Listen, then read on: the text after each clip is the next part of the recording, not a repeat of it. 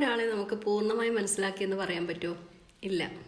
ഒരാളെ നമ്മൾ മനസ്സിലാക്കുന്നത് അവരുടെ പുറമേയുള്ള രൂപസാദൃശ്യം വെച്ചിട്ടോ, അതല്ലെങ്കിൽ അവർ നമ്മളോട് പെരുമാറുന്ന രീതി വെച്ചിട്ടോ, അല്ലെങ്കിൽ മറ്റുള്ളവർ പറഞ്ഞു കേൾക്കുന്ന കാര്യങ്ങൾ വെച്ചിട്ടോ ഒക്കെ ആയിരിക്കും നമ്മൾ അവരെ വിലയിരുത്തുന്നത്, അല്ലേ? സത്യത്തിൽ അവരെന്താണെന്ന് അവർക്കും ദൈവത്തിനും മാത്രമേ അറിയുണ്ടാവുള്ളൂ. ഒരു മനുഷ്യനെ ആ മനുഷ്യനല്ലാണ്ടാക്കി തീർക്കാൻ കൂടെ നിൽക്കുന്നവർക്ക് കഴിയുമെന്നുള്ളത് ഒരു തരത്തിൽ പറഞ്ഞ വാസ്തവമാണ് കേട്ടോ. നമ്മുടെയൊക്കെ സ്വഭാവത്തിന്റെ രൂപാന്തരണം അല്ലെങ്കിൽ രൂപീകരണം എന്നൊക്കെ പറയുന്നത് നമ്മുടെ മാത്രം ഉത്തരവാദിത്വമായിട്ട് ഞാൻ കാണുന്നില്ല. അത് നമ്മളെ ചുറ്റിപ്പറ്റി നിൽക്കുന്നവരെയും നമ്മൾ ഇടപഴകുന്ന സമൂഹത്തെയും വ്യക്തിബന്ധങ്ങളെ ആശ്രയിച്ചിരിക്കുന്നു എന്നുള്ളതാണ് വാസ്തവം.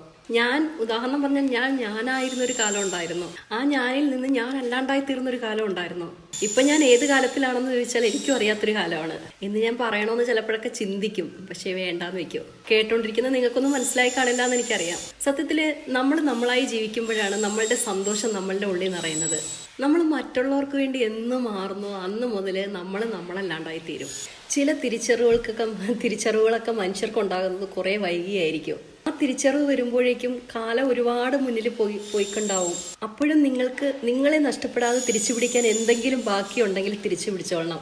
ജീവിക്കാൻ ഒരല്പസമയമെങ്കിലും മുന്നിലുണ്ടെങ്കിൽ നിങ്ങളായിട്ട് ജീവിക്കുക. നിങ്ങളുടെ സന്തോഷങ്ങൾക്ക് വേണ്ടി ജീവിക്കുക. നിങ്ങളുടെ സന്തോഷങ്ങൾ ഒരിക്കലും മറ്റൊരാളെ ആശ്രയിച്ചാണ് നിൽക്കുന്നതെന്ന് ചിന്തിക്കുന്നതിൽ തെറ്റിയിട്ടോ. ആത്മാർത്ഥമായ സ്നേഹമുള്ളവർക്ക് ചിലപ്പോൾ ചുറ്റുമുള്ള വ്യക്തികൾ ചിലപ്പോൾ ഒന്ന് വഴക്ക് പറയുന്നതോ പിണങ്ങുന്നതോ ഒക്കെ ഭയങ്കര വിഷമം ഉണ്ടാക്കുന്ന കാര്യമാണ്. അതൊക്കെ ശരിയാണ്.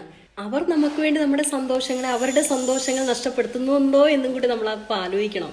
വിവേകബുദ്ധി മനുഷ്യർക്കെല്ലാം ദൈവം കൊടുത്തിട്ടുണ്ട്.